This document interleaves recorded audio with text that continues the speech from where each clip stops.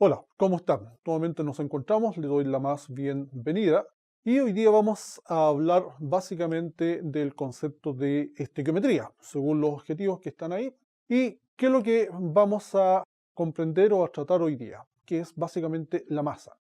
Cómo la masa, la materia, reaccionan entre sí y forman nuevos compuestos. Para eso tenemos que definir el concepto de mol, que es la unidad de medida que nosotros los químicos usamos.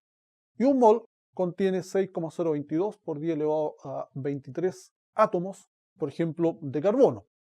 Esa cantidad de carbono pesa 12 gramos.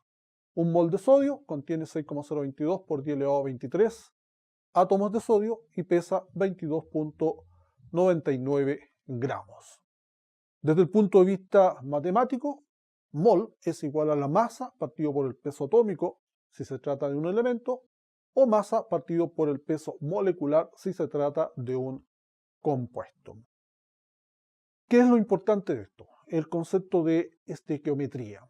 ¿Qué es lo que es la estequiometría? Básicamente son los cálculos que uno puede hacer a partir de la reacción cuantitativa entre los reactantes que existen en una reacción química que van a generar productos, o los cálculos que yo hago entre los elementos que hay en un compuesto determinado. Y esto se basa en varias leyes, pero la ley principal es la ley de la conservación de la materia. Aquí vamos a ver algunas reacciones que están en el presente video.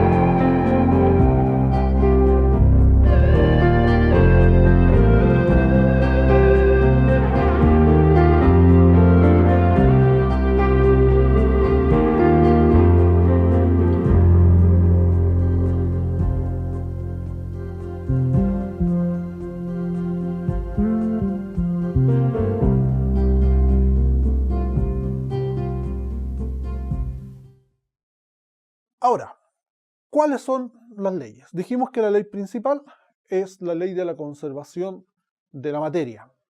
Dice que toda reacción química, cuando se produce la reacción, la masa se conserva. Eso es lo principal. Y eso siempre se va a cumplir.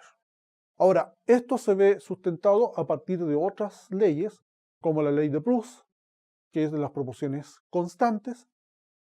También tenemos la ley de Dalton, de las proporciones múltiples. Todas estas leyes provocaron que nosotros pudiéramos tener una base para poder calcular la masa de elementos que forman un compuesto o los compuestos que reaccionen en una reacción química.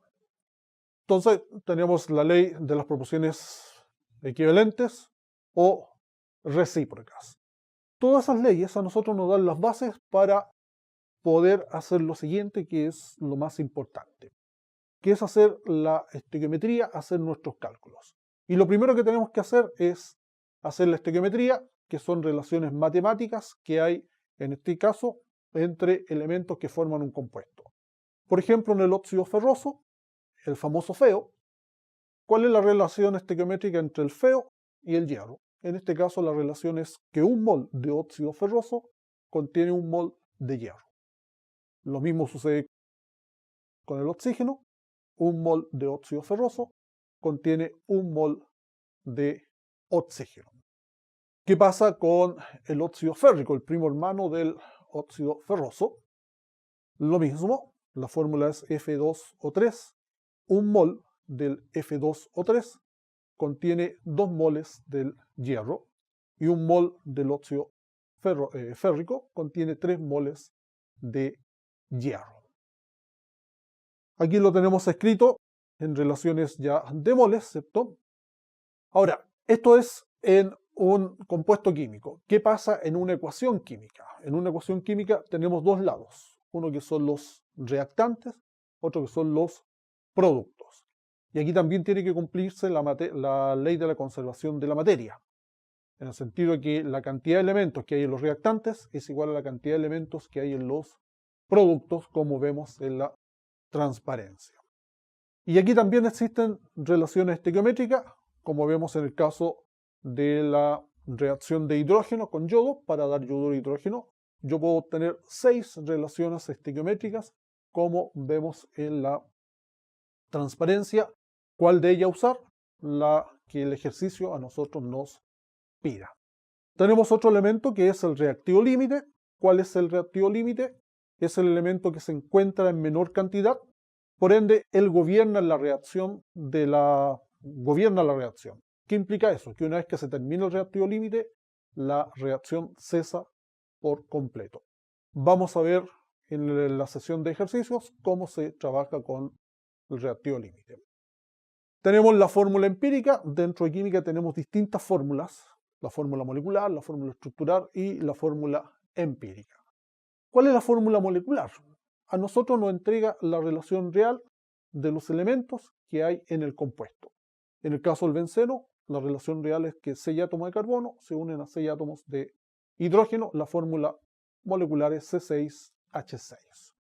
La fórmula estructural nos entrega cómo estos átomos se unen de tal forma y forman una estructura tridimensional, que en el caso del benceno es un hexágono, como aparece en la transparencia. Y por último, la fórmula empírica nos entrega la menor relación de los elementos entre el compuesto. En el caso del benceno es carbono e hidrógeno. Hoy hemos aprendido, y lo vamos a reforzar en las clases de las sesiones de ejercicio, cómo hacer y determinar los productos estequiométricos de elementos en un compuesto o elemento y compuesto en una reacción química. Les dejo este ejercicio para que se entretengan. Bien, ha sido un gusto y nos veremos en la próxima sesión.